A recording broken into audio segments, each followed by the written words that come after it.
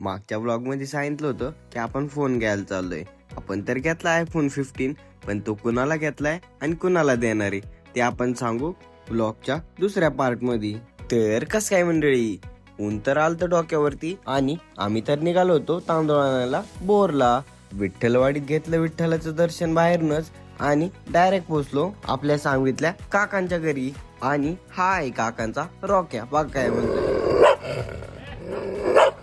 काका तर आमची बराच वेळ झाला वाट बघत होते, पण आम्हाला यायला उशीर झालता. फादर तर काय आमच्या सोबत आले नाही, त्याच्यामुळे आम्ही तिघच निघालो होतो तांदूळ आणायला.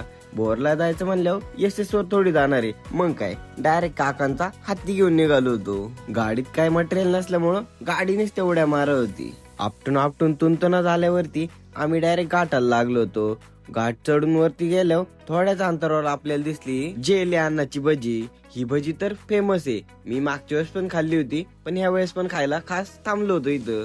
तिघांच्यात एक प्लेटची ऑर्डर देऊन बसलो होतो काकांची वाट बघत. काका तर येत होते तर आमच्या दोघांच्या चालल्या होत्या टिंगल्या. काका आले आणि भजी पण आली. मग काय म्हणलं आता टेस्टिंग करून बघू. ही तर आहे मूग डाळीची भजी, तुम्ही पण एकदा खाऊन बघा. आम्ही तर निघालोय मस्तपैकी खाऊन बाहेर.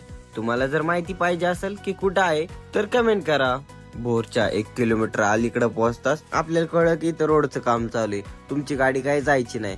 म्हणलं आता तांदूळ काय कांद्यावर आणायचं का, मग म्हणलं आता काहीतरी करायलाच लागन. गाडी तर घातली डायरेक्ट वल्ल्या डांबरावरती आणि डायरेक्ट पोहोचलो संतोष काकांकडे.